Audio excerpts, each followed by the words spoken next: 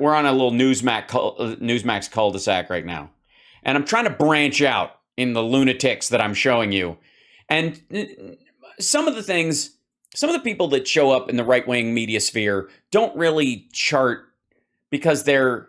I mean, it's kind of cute and silly. It's like when Kirk Cameron posts a video or some shit like that. And one of those people is John Voight. And John Voight, most of the time, just posts these like oddly nationalistic, faux patriot, Trump filleting videos that are just fucking bizarre on his own.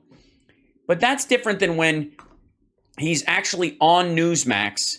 And this is why I spoke to Trump about this, John Voight, whatever this thing was. But he's on Rob Schmidt's show, and Rob Schmidt's the guy who does the whole like face. Look, that's like it's kind of like a crooked version of tuckering. You know what I mean? Instead of having like kind of the forehead buttocks, the double buttocks that Tucker has, Schmidt does this kind of like, yeah, right. He's like, well, almost went someplace weird. Okay, so they're talking about the Abraham Accords, I think. So this is why I spoke to Trump about this. Man who brought us all the art of the deal, peace in the Middle East. We're talking tonight about the Abraham Accords. Mm-hmm. Oh yes, the Abraham Accords, the thing that brought the three Abrahamic religions together and stopped the fighting. We're talking about the Accords that stopped the warring between Israel and Qatar. No, we're talking about.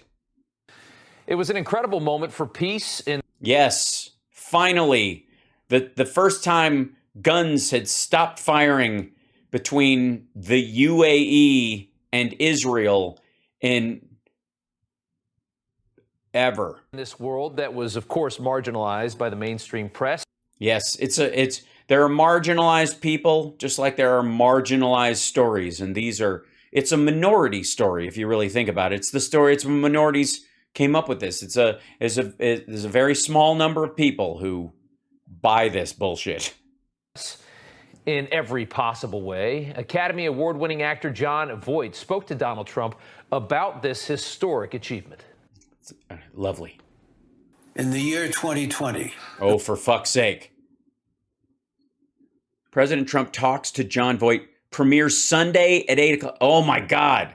So Voight is doing a live interview? Oh, fuck, man. We got to do this one. I know what I'm doing Monday. Sunday, 8 p.m. Eastern Time, premieres the Abraham Accords. President Trump talks to Jon Voight. Oh, shit. Please do the virtues of Trump, 20 minutes, scary, spooky, religious wackos. Okay. The most significant. Send me a link for it on Twitter, at Hal Sparks. An advancement toward peace in the Middle East was formed. It was an agreement that created new relationships in a manner that had never been attempted before. Yes, amongst countries, the hardest kind of peace deal. What? Marjorie Taylor Greene kicked a woman today? Jesus Christ. Yes, the three countries that were not warring with Israel now allow commercial and business flights. And it has achieved results. And all we had to do was give them each $50 billion worth of military gear. By the way, in some cases, less. We've given Ukraine less material military support than we gave to the countries to bribe them as part of this Abraham Accord bullshit, with no guarantee that at some point they just don't go, hey, thanks for all the bombs. We're now going to use them on Israel. That have exceeded all expectations. No, they haven't. Except maybe there were no expectations. Chances are you've never even heard of it. Yes, chances are no one's ever even heard of the Abraham Accords, except when people snicker about them. To sit down with the president who made it happen. So it's an exclusive documentary called The Abraham Accords. It's great. Did he grow a beard while he was just waiting for Trump to answer? Premieres this Sunday at 8 p.m. Heavily edited interview. Good times. Right here on Newsmax. Please tell me they taped it before the Mar-a-Lago search so that he can't just like hijack the conversation and buzz off into that. And Jon Voight, we have the pleasure of talking to tonight. And, sir, thank you so much for coming on. Tell us a little bit about what you learned and about this documentary. Tell us all about it. I'm curious. What was the big change? Did the cannons cease to fire? Did the smell of gunpowder and cordite wafting past your nose wisp into the smell of jasmine? Well, I learned quite a lot in the past years toward the story of the land of Israel, and I wanted to tell this story. It's the story of the Bible. It's God's story, right? Yes, I mean God, Trump, Israel, Qatar, the UAE. Right? And it culminated in my lifetime in the return of the Jewish people to the land of Israel. Yeah, a long time ago. And peace has never been there. It seems from the beginning. There's always been trouble and violence and difficulty for the Jewish people.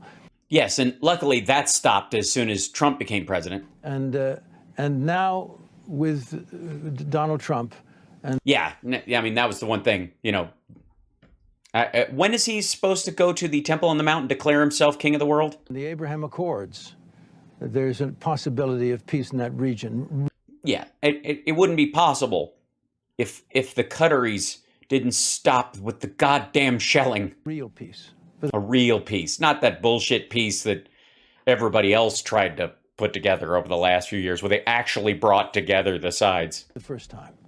And it's, you know, it was always this issue that I know. I think most people assumed could never be resolved. Yeah, and now look at it. Nothing. Not a shot fired since, well, except in the same places where shit's been going down. I think most people looked at the Middle East and they saw this is something that's been going on for hundreds and thousands of years and will probably go on.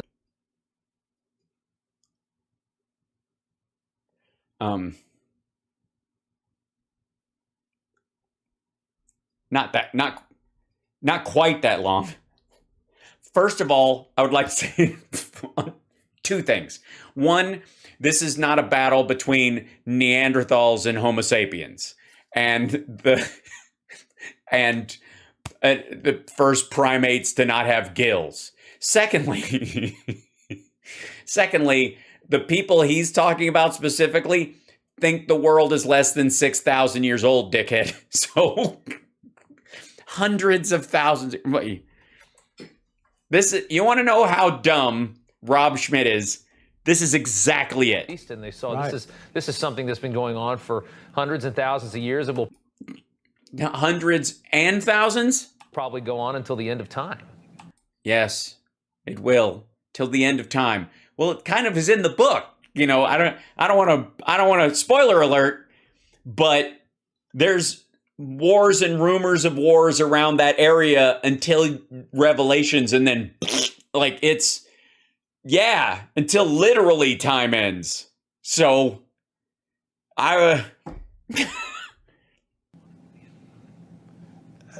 exactly, but it exactly hundreds of thousands of years. Obviously, something is changing. It gives us all hope. Yes, it does. It gives us. I feel so much better. So very much. It was brought about because of the administration of Donald Trump, and many people. Yeah, but mostly the administration of Donald Trump stopping the warring between the UAE and Israel, except through proxies, obviously, and region. All of the work of Bibi Netanyahu and his Arab friends, and the friendships they've made, and Jared Kushner, the son-in-law of the president. Many people working very, very hard. Very, very hard to accomplish so very little. For years. And we'll continue to do it because. Yeah. And what's so interesting about it, and you talk about Jared Kushner, we spoke to him, I talked to him about this just a couple weeks ago, but what they inherently did was they flipped the entire script that basically our foreign relations, that the policymakers in Washington, what they had been trying to do for so long. was protect the interests of the Palestinians. And they just like, fuck those people.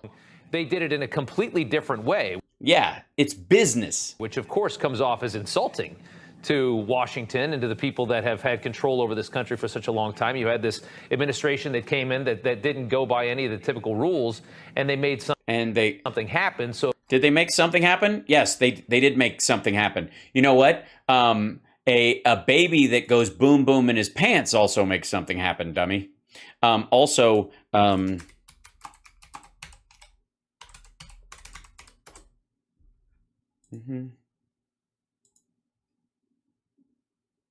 So many people working so hard together, not just Jared, but Netanyahu and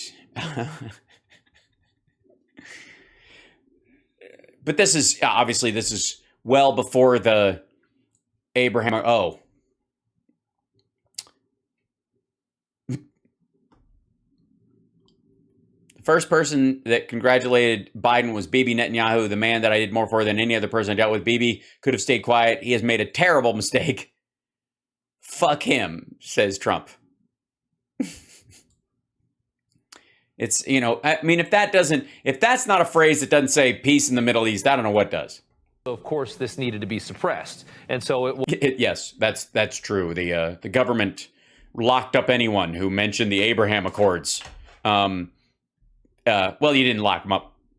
They just, if you snickered when he said biggest dickus, then you were thrash him throw him to the floor. Throw him to the floor, sir? Yes, throw him to the floor. Was, as I said, it was marginalized in every way possible by the media. Yes, marginalized. That's the word I would use. And now that you have a new regime in power, you have a traditional administration. Fuck you. Political regime in power again. They obviously had to destroy it, and they're working to do that in every way, in every way that they possibly can. Yeah, they're trying to destroy the Abraham Accords by, they're doing a thing where Biden ordered a thing where we're not going to allow flights between the what? Yes, that's unfortunately very true, Rob. Is it? How? But it's... No, not but. How? How are they trying to, quote, destroy it any way possible? What the fuck are you talking about? It's not even important enough to destroy. Been accomplished, and I don't think it's going away because no one's even trying, because it doesn't fucking matter that much. Billions of dollars.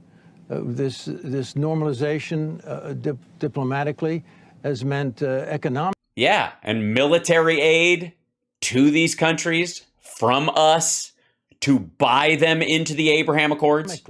A boon to that area and all of.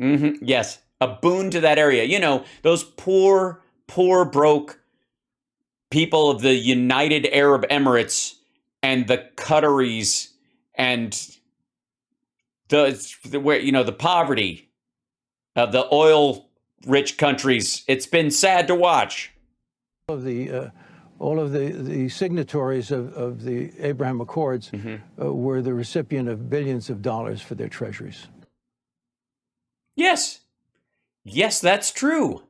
Absolutely. So it's going to stay. Absolutely. Well, we absolutely look forward to it. It's coming up. Yeah, we look forward to the Abraham Accords doing their thing. They're going to make it happen. This Sunday at 8 p.m. here on Newsmax. I want to watch this. I'm already bored. Jon Voight, sir, thank you so much for taking the time. I also Sure. want to just say that the reason why this is happening is because two very close people in my life, Chris Ruddy, who is your fellow over at Newsmax, the founder of Newsmax, and my producing partner, Stephen Paul, for JLTV, and these two great guys came together and said, let's do a couple of things together, and they're doing this and this other piece that we've been working on, the land of Israel, taking place in our journey to Israel and explaining the story of the land while we're there at the land of Israel. So yeah, it's great. They paid for a free trip for me to go over there and do a right-wing mockumentary around the Jewish and Christian traditions in the area.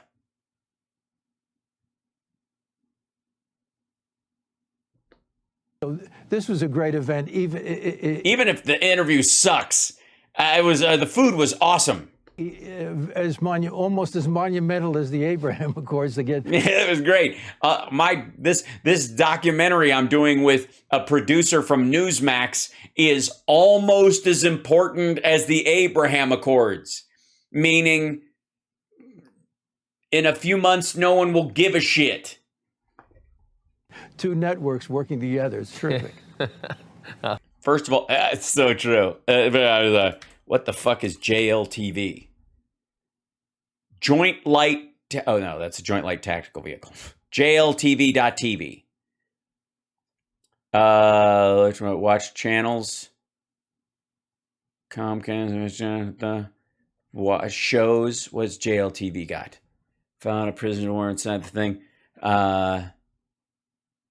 First of all, JLTV has got these shows of Prisoners of War, Boobies Know Best, Inside Prisoners of War, Air, Land, and Sea, Friends of Israel, Inside Fauda, Friends of Shabbat. Just wacky. Is that Voight? Hold on. That is. Friends of Shabbat is fun. Friends of Shabbat is a new series that takes you on an entertaining and spiritual adventure to Shabbats all across the globe. Look at this, like fucking hang loose. My J Crew. Turn your back towards him and lay up against him in a like someone just pushed you and you don't know who he is, but you're happy to see an old friend. And John, hold his shoulder like you're trying to move your penis next to his right butt cheek.